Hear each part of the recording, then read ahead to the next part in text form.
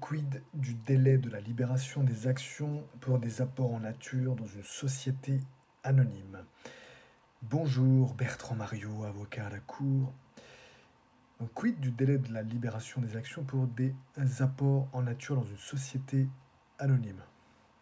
Nous indiquions que la libération du capital ou des actions signifie en pratique que les actionnaires ayant souscrit aux actions, souscription à capital pour y participer, la promesse, exécutent leur promesse en libérant le dit capital promis par versement en numéraire ou apport en nature.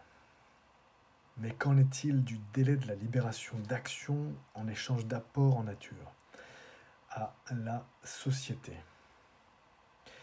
Tout simplement, les actions émises en contrepartie d'apports en nature doivent être libérées dans un délai de 5 ans.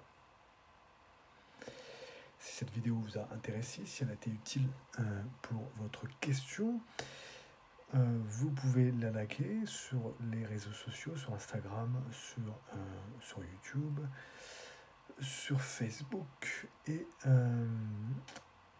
sur LinkedIn. Et sur LinkedIn, c'est l'article avec un lien. Voilà. Et vous pouvez aussi nous mettre 5 étoiles sur Apple Podcast, comme je dis toujours ou très souvent, sur le podcast du droit de l'impact. Voilà. Et vous pouvez aussi retrouver ce podcast sur Spotify, au cas où vous ne le sauriez pas. Voilà, maintenant vous le savez.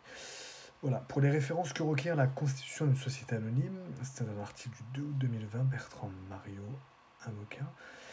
Ensuite, article 420-10-1 de la loi du 10 août 1915 sur les sociétés commerciales, tel que modifié. 420-10-1 de la loi du 10 août 1915 sur les sociétés commerciales, qui dispose: les actions émises en contrepartie d'apports en nature doivent être libérées dans un délai de 5 ans à partir du moment de la Constitution.